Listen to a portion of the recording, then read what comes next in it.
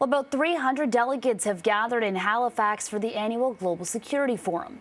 The event is dedicated to strengthening cooperation amongst democratic nations. Defense Minister Bill Blair told delegates last night that the war in Ukraine and the Israel-Hamas war are the result of a breakdown in international law in an increasingly dangerous and violent world.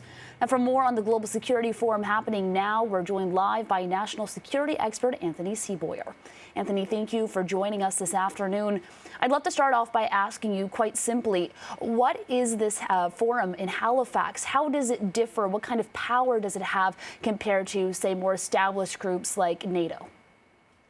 Well, this is a forum that brings together top-notch scientists around the world, industry representatives with politicians from democratic countries. It attracts very, very high-level visitors. For example, the fifth president of Ukraine will be attending and speaking. So it brings together in a unique way an opportunity for those to actually have backdoor chats and work towards cooperating in democracies around the world.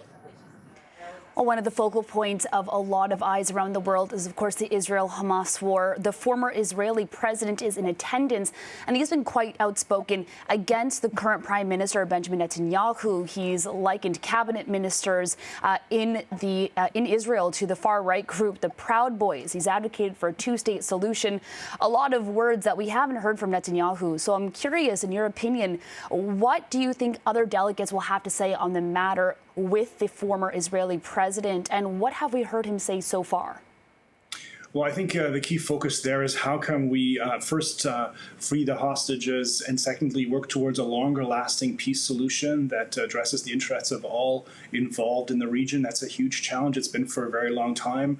But this is the most severe crisis we've seen in the region in decades. And so the question really will be, what can be done to come towards long-lasting solutions on the one hand, but also help people in need right now in the Gaza Strip and prevent further attacks on Israel. You mentioned it yourself. Ukraine is also a hot topic right now, especially as many leaders from that country advocate for more aid from other countries, including Canada. Can we expect to see any movement on that front?